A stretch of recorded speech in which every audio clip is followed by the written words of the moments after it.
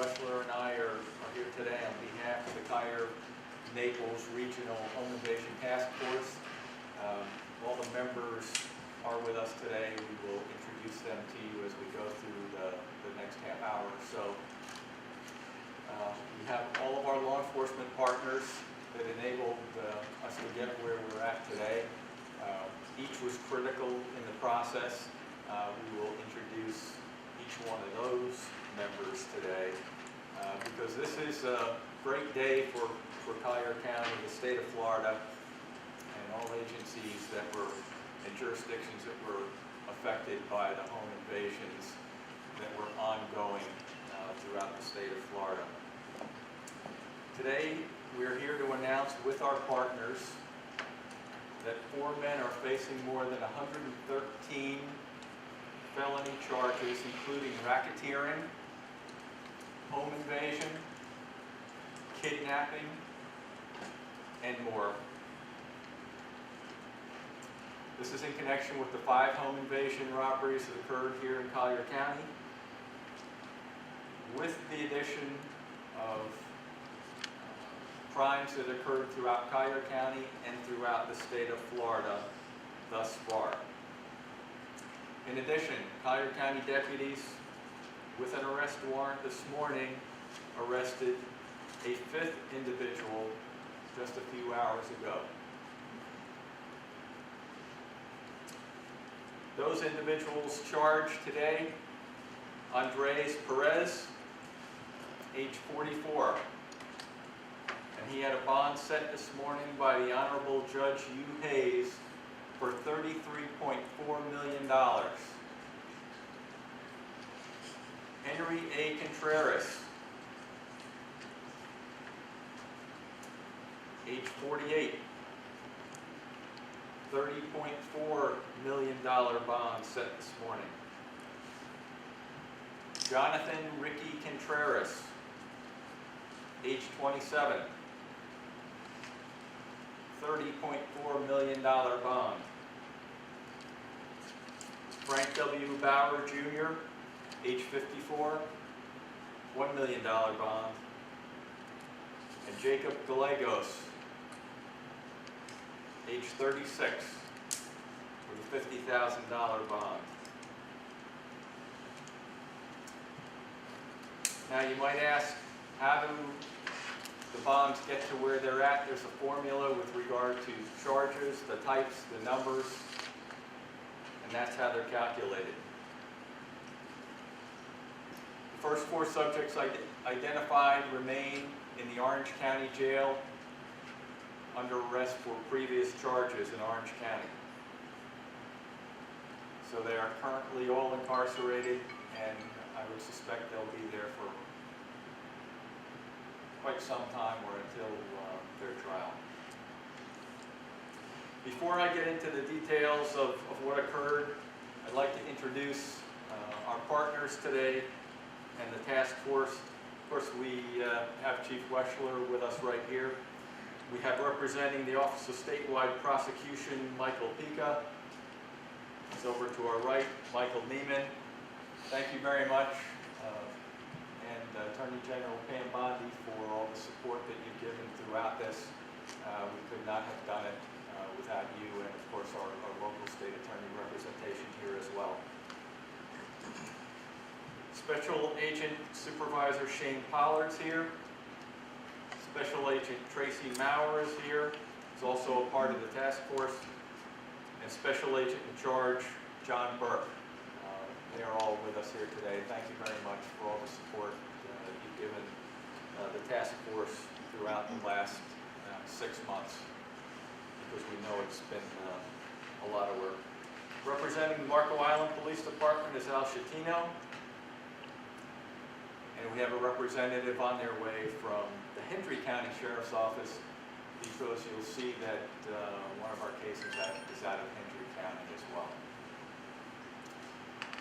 More importantly, to my right are the members of the Home Invasion Task Force that have worked tirelessly to make this all come about and bring all that information to the Office of Statewide Prosecution. And And I'd like to ask Lieutenant Morrisseau to come up and just introduce each one of the members of the task force. And again, we'll have a chance to meet and talk with them in a few minutes. Good afternoon. I'd like to start first with Captain Rod Bishop, who provided us all the resources and manpower we needed to work this. His assistance was beneficial throughout the whole process.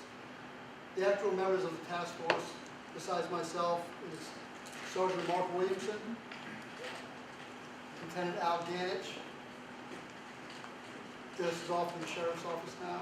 We've got Detective Steve Delisle, Detective Derek Holden, Detective Dave Spall, and Senior Criminal Research Investigator Kerry Colton.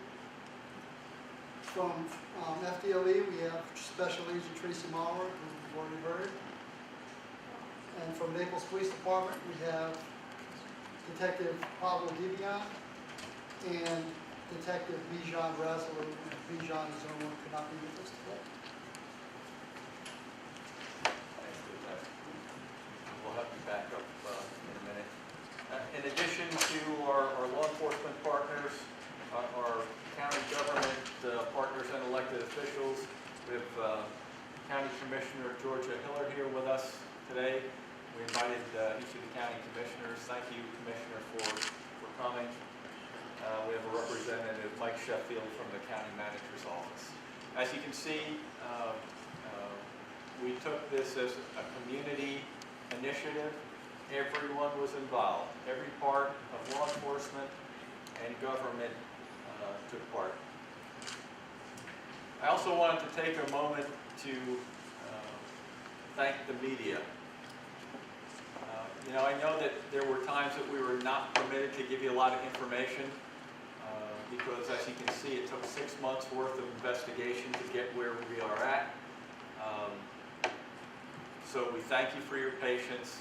More importantly, we thank you for getting information out to the public because there are critical elements of what was occurring, more importantly, what was not occurring, so that our residents throughout Collier County and surrounding counties were aware that there were safety concerns that we had, but we also had the resources out in the field to take care of those. Today we're also able to take an extraordinary step with you and provide in your documentation not only information about those who were arrested, but the affidavit for arrest warrants. So you've got that copy in your packets. We included that because the story of what occurred since our first home invasion robberies till the day the first individuals were arrested is one that you would only read in the book. And it took a lot of people, a lot of time, a lot of effort, a lot of partnership, and a lot of frustration, I can tell you, throughout, to ensure that we had the right people identified, and we were able to secure the proper evidence necessary for the charges, and then to continue to keep our community safe. So you've got that all here with you today. It was a complex, multi-agency, multi-jurisdictional, multi-state investigation. And while we're not going to get too far into the multi-state, you can see in our crime map to the left where occurrences were in the state of Florida and occurrences in the state of Texas, which are still ongoing and under investigation at this time. But I can tell you that our task force did the research that led to finding cases in the state of Texas. In addition, we have our partners from the FBI with us in the audience today.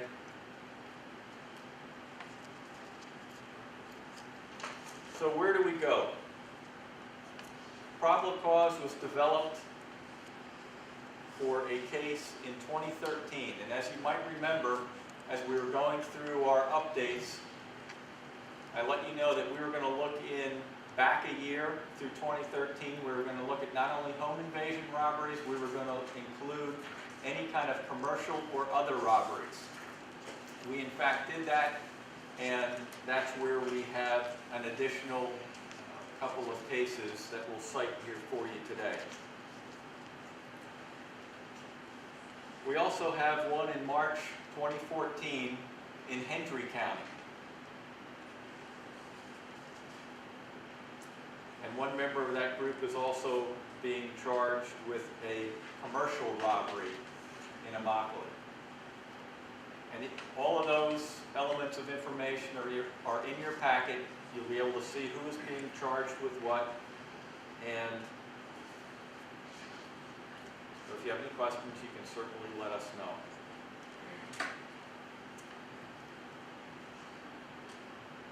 I want to thank the task force and the community for bringing these individuals to justice, because without all of these people, and including Orange County and Windermere, we would not be in the position that we're in today.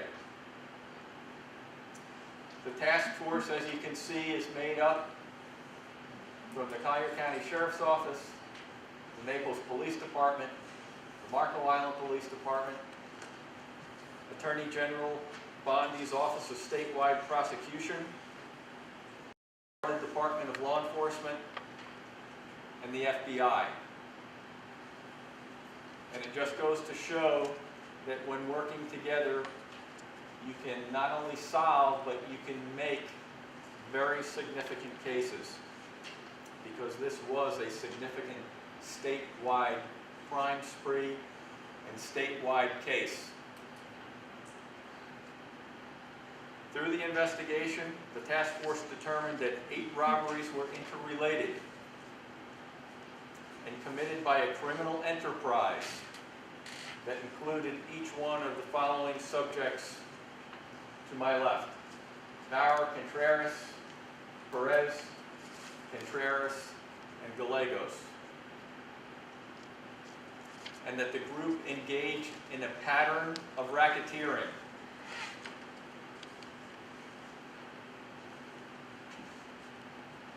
As you know, the suspects operated in the evening hours, targeting upscale neighborhoods where no forced entry into residents were found. They were armed. They, in almost all cases, wore dark clothing, gloves, covered their heads, covered their faces. They bound their victims.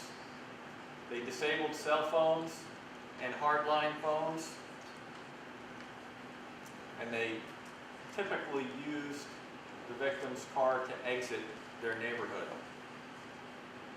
Task force members linked suspects to the crimes and through the conducting of interviews, analyzing of evidence, including cell phone data, bank records, pawn transactions, security video, and shoe impressions. And unlike CSI, we can't do this overnight or within an hour. All of this took months to process to enable us to get to the point we're at. So today we're here to give you just a quick summary of not only what was charged today, but you already know some of the similarities. I will tell you that not each and every event was exactly the same, but there were certainly enough to begin to link the different cases together. So the first case that we have now charged with occurred in August of 2013. That was a commercial robbery at Fred's Drive-Thru, 110 North 1st Street in Immokalee. And in your packet, you've got a little synopsis of each one of these cases. December 10th, 2013, it was a home invasion at Hunters Point Road in Immokalee. And we've made a case against that today. Similar situation, 2 armed men wearing dark clothing and masks. February 13th, 2013, home invasion, White Boulevard in Golden Gate. 3 to 5 armed individuals, which was the first time we'd seen that number of persons involved. wearing masks, gloves, and impacted 6 family members. Again, in almost every case, cash and jewelry was the target. February 29, 2014, home invasion, Golden Oaks Lane, Golden Gate. 2 armed men, masked, 1 victim, fled with jewelry and cash. February 24th, home invasion, 17th Avenue South in the city of Naples. 2 armed men in dark clothing, 3 victims. All victims were bound. Subject's vehicle was taken and found nearby shortly after. The photo image to the side, which you've seen before, that is 17th Avenue South in the city of Naples. I forgot to mention as we were moving through. March 11th, 2014, home invasion robbery, Osprey Trail, city of Naples. 4 armed men, dark clothing, wearing masks. Jewelry and cash was taken. The empty car was later found nearby. April 3rd, 2014, home invasion, Groveland Terrace, Golden Gate. 3 armed men, masked, ambushed victim while he was taking out the trash. Victims were bound, cell phones were disabled. April 30th, 2014, home invasion, Lake Butler Boulevard in Windermere. 3 armed men, dark clothing, men disabled cell phones. Immediately upon us hearing of this, we contacted Windermere and sent investigators up to work with them. From that point forward, we started putting together the tracking of individuals whom we were actually observing already locally here in Collier County. As you can tell, not all were the same. We went from 2 suspects to 5 suspects and the potential of more. On May 12, 2014, attempted home invasion, Kilgore Road, Orlando. The Collier-Naples Regional Home Invasion Task Force determined that subjects Andres Perez, Ricky Contreras were heading from Immokalee towards Orlando. Subjects were picked up by Florida Department of Law Enforcement, and our task force investigators left and went to Orlando. When they reached Orange County detectives who were involved took up, because of jurisdictional issues, with our members in their command post. That night, Perez, Contreras, Bauer, and Jonathan Contreras attempted a home invasion that was thwarted with the information provided from the Collier County Investigation Task Force.